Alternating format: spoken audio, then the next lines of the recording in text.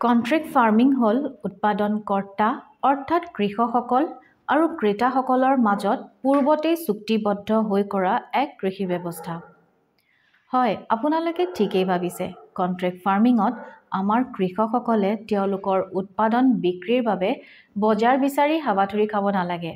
কিয়নো contract farming বা ঠিকাভিত্তিক কৃষি ব্যৱস্থাত উৎপাদন বিক্ৰীৰ বাবে পূৰ্ব নিৰ্ধাৰিত এখন বজাৰ ইতিমধ্যেই চুক্তিবদ্ধ হৈ থাকে, য'ত কোনো মধ্যভোগী বা দালালৰ ওচৰ চপাৰ প্ৰশ্নই নুঠে।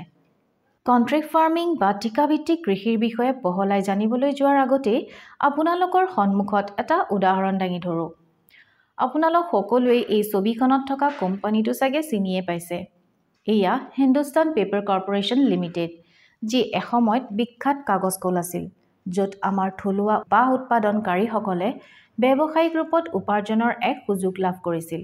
কিন্তু কিছুমান উচ্চপদস্থ বিষয়াৰ গাফিলতি আৰু মধ্যভোগীৰ প্ৰতাৰণাৰ ফলতেই হাজাৰ কোটি টকীয়া কোম্পানীটো বিফল হৈ পৰিল, যাৰ ফলত বহুতো লোকেই জীৱিকাৰ পথ হেৰুৱাই হাবাথুৰি খাবলগীয়া পৰিস্থিতিৰো সৃষ্টি হৈছিল।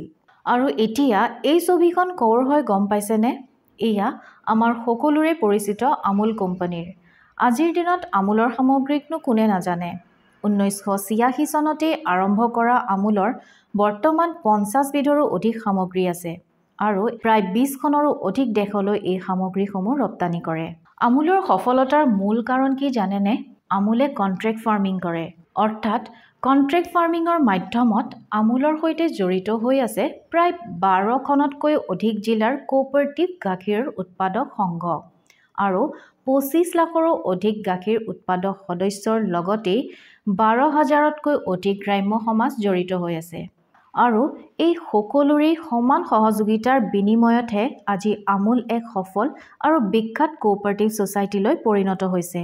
আৰু এই আটাইবোৰকেই একোটা দোলেৰে বান্ধি ৰাখিবলৈ সক্ষম হৈছে কন্ট্ৰেক্ট ফাৰ্মিঙৰ মাধ্যমত, যাৰ ফলত ইয়াৰ সৈতে জড়িত দুগ্ধ উৎপাদকসকলে নিজৰ নিজৰ উৎপাদনক কোঅপাৰেটিভ ছ'চাইটিত চুক্তিবদ্ধভাৱে চুক্তিবদ্ধ মূল্যত বিক্ৰী কৰি উৎপাদন অনুপাতে নিজৰ নিজৰ উপাৰ্জন বৃদ্ধি কৰিবলৈ সক্ষম হৈছে।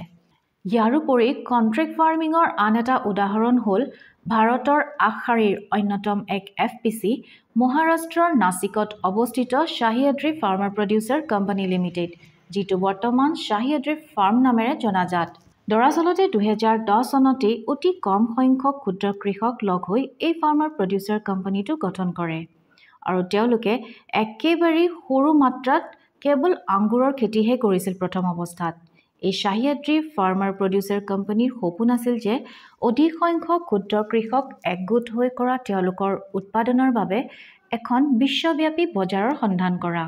আৰু তেওঁলোকৰ এই সপোনক অতি কম সময়তে বাস্তৱত ৰূপায়িত কৰি তোলে কন্ট্ৰেক্ট ফাৰ্মিঙে, অৰ্থাৎ ঠিকাভিত্তিক কৃষিয়ে। এই কন্ট্ৰেক্ট ফাৰ্মিঙৰ জৰিয়তে এই FPCটোৱে লাভ কৰিবলৈ সক্ষম হ'ল এক স্থায়ী আৰু উন্নত বজাৰ।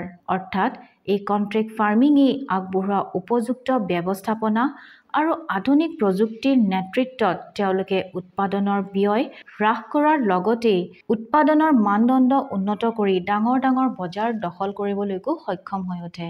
মূল কথা হ'ল যে বৰ্তমান কন্ট্ৰেক্ট ফাৰ্মিং হৈছে আমাৰ সমগ্ৰ কৃষিখণ্ড আৰু কৃষকৰ বিকাশ সাধন তথা উপাৰ্জন বৃদ্ধিৰ মূল মন্ত্ৰ।